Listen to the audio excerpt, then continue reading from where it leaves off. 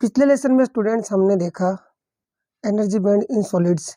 उसके अंदर जो ठोस होते हैं आपके सॉलिड, उनमें बहुत सारे एटम पास पास प्रेजेंट होते हैं और उसी से तो उनके अंदर क्या बनती है, क्रिस्टलाइन स्ट्रक्चर बनता है उनका। जब हम किसी भी सॉलिड की बात करते हैं जिसके अंदर एटम पास पास में होते हैं, हमें पता है, और जो क्रिस्टलाइन स्ट्रक्चर बन रहा है उसके अंदर क्या होगा, एटम के पास पास बहुत ज़्यादा क्लोज प्रेजेंट होने से क्या होगा, उसके अंदर एनर्जी बैंड बनेंगे। ये भी हमने देखा कि जैसे जैसे एटम्स क्लोज आएंगे उसके अंदर एनर्जी बैंड बनते हैं।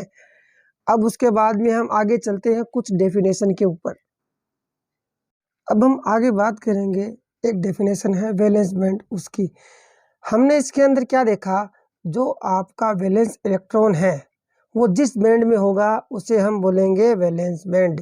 इतनी ही डेफिनेशन इसकी। क्या, वैलेंस इलेक्ट्रॉन जो है वो सॉलिड के अंदर जिस बैंड के अंदर प्रेजेंट रहता है वो उसका वैलेंस बैंड कहलाता है। और हमने सोडियम के अंदर देखा था ना, ये उसकी आउटमोस्ट ऑर्बिट के अंदर 3s के अंदर सिर्फ एक इलेक्ट्रॉन ही होता है, लेकिन मैक्सिमम कितने इलेक्ट्रॉन ले सकता है, ये 2, लेकिन इसमें एक ही उपस्थित होता है।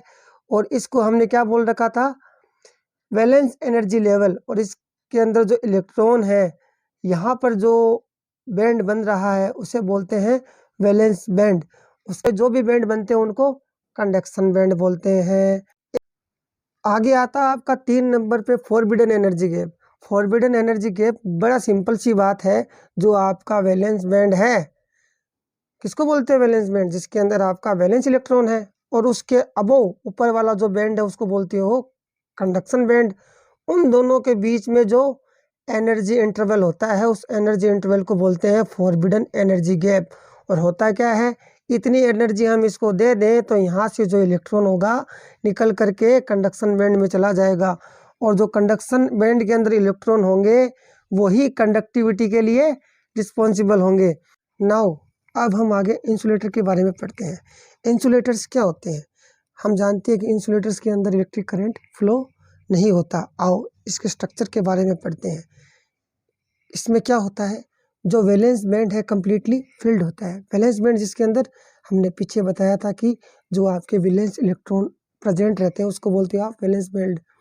तो आपका जो ये वैलेंस बैंड होता है वो फुल्ली फिल्ड होता है, पूर्ण रूप से भरा हुआ रहता है। और इसके अंदर कंडक्शन बैंड जो होता है वो पूरा खाली रहता है। अब वैलेंस बैंड के ऊपर वाला एनर्जी लेवल का जो बैंड बनेगा उसे हम बोलेंगे कंडक्शन बैंड, और उसके अंदर कोई इलेक्ट्रॉन नहीं होगा। और जो वैलेंस बैंड होगा वो फुल्ली भरा हुआ रहेगा। और इन दोनों के बीच में जो एनर्जी गैप है उनको हम बोलते हैं फॉरबिडन एनर्जी गैप। और ये जो फॉरबिडन एनर्जी गैप है वो ज़्यादा होता है, 3 से लेके 7 इलेक्ट्रॉन वोल्ट तक होता है। इसका मतलब इसके अंदर फ्री इलेक्ट्रॉन नहीं होते हैं, और जो इलेक्ट्रॉन होते हैं वो एटम से बाउंडेड रहते हैं। एक चीज़ हमें हमेशा ध्यान देनी है, कंडक्टिविटी हमेशा रेजिस्टिविटी की अपोजिट होती है, इन्वर्स में चलती है ये दोनों एक दूसरे के। कंडक्टिविटी बढ़ेगी मतलब रेजिस्टिविटी घटेगी, यानी कि चालकता बढ़ेगी मतलब प्रतिरोधकता कम होगी, और प्रतिरोधकता बढ़ेगी तो मतलब चालकता कम होगी। अब एक चीज़ और इसमें आगे ध्यान देने लायक, इसके बारे में हम बात करते हैं। ये बात तो हमने जो की थी वो नॉर्मल टेम्परेचर पे बात की है हमने।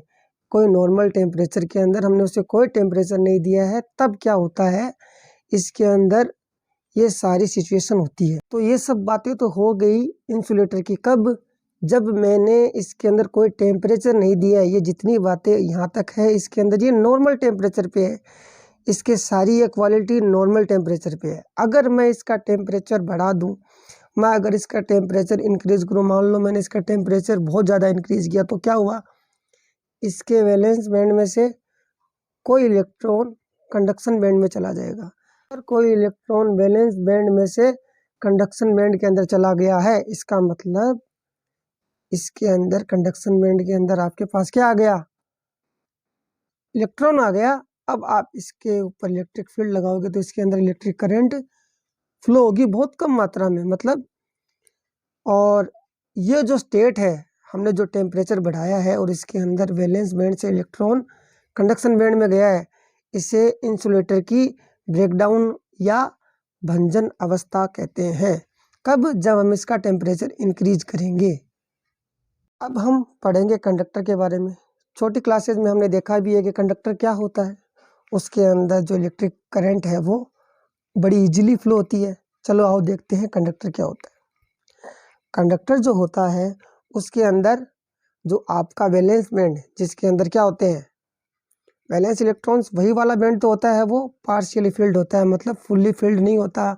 जैसे सोडियम को देख लो, सोडियम के अंदर क्या है, ये बाहर वाला ये आपका वैलेंस एनर्जी लेवल, इसके अंदर ये पार्शियली फिल्ड है। कितने इलेक्ट्रॉन आ सकते हैं 3s के अंदर, 3s2 तक आ सकते हैं, लेकिन इसमें एक ही है। इसका मतलब ये हो गया कि आपका जो वैलेंस बैंड है वो पार्शियली फिल्ड है, और जो कंडक्शन बैंड होगा इससे ऊपर वाला जो बैंड होता है वो क्या होता है वैलेंस बैंड के ऊपर। ये देखो आप, ये आपका कंडक्शन बैंड ऊपर चल रहा है 3p4s वाला, ये 3s जो आपका वैलेंस बैंड है उस पर ओवरलैप होता है, एक के ऊपर एक, एक के ऊपर एक ओवरलैप होता है। जैसे ये देख लो इसके अंदर नीचे, ये अगर आपका वैलेंस बैंड ये है तो ये आपका कंडक्शन बैंड है, एक दूसरे के ऊपर आ गए, ओवरलैप हो गए। तो अब जब ये कंडक्शन बैंड और वैलेंस बैंड ही ओवरलैप हो गए तो उनके बीच में एनर्जी का कोई गैप ही नहीं है। कोई एनर्जी गैप नहीं है तो फॉरबिडन एनर्जी गैप क्या हो गया इसका, zero. Forbidden energy gap zero हो गया। इसका मतलब इसके अंदर जो इलेक्ट्रॉन है वो इसके अंदर कंडक्शन बैंड के अंदर मूव कर सकते हैं, और जिससे क्या होगा, आप इसके अंदर इलेक्ट्रिक फील्ड लगाओगे तो क्या होगा, इलेक्ट्रिक फील्ड लगाते ही इलेक्ट्रॉन हैं वो एक डायरेक्शन के अंदर मूव करेंगे और इसके अंदर इलेक्ट्रिक करंट फ्लो होगी। अब आप आगे देखो, ये बात तो हम कर रहे हैं टेम्परेचर दिए बिना, नॉर्मल टेम्परेचर की बात कर रहे हैं। अगर मैं ये बात करूं कि मैंने आपके कंडक्टर की टेम्परेचर है वो इंक्रीज कर दिए, मान लो आपके पास ये कोई सॉलिड है, जो कंडक्टर है उसके अंदर क्या है, कंडक्टर के अंदर ये उसके एटम रहे, ये इसके अंदर वाले फ्री इलेक्ट्रॉन रहे। जब तक मैं इसका टेम्परेचर नहीं बढ़ाता हूँ और मैं इसके ऊपर एक इलेक्ट्रिक फील्ड लगा दूँ, मतलब ये प्लस टर्मिनल इधर माइनस इधर, तो क्या होगा, इलेक्ट्रॉन ये प्लस टर्मिनल की तरफ अट्रैक्ट होंगे और माइनस से रिपेल करेंगे।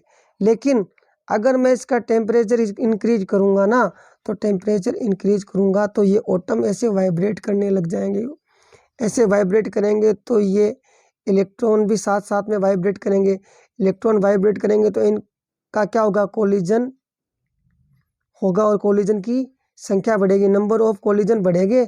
नंबर और कोलिजन बढ़ेंगे तो क्या होगा, ये ऊपर नीचे ऐसे वाइब्रेट करेंगे तो इलेक्ट्रॉन भी साथ साथ में ऐसे वाइब्रेट करेंगे तो क्या होगा, इनका इनसे कोलिजन होगा। कोलिजन होते होते और बाद में ये इस डायरेक्शन में जाएंगे, मतलब इसकी रेजिस्टिविटी क्या होगी, बढ़ जाएगी।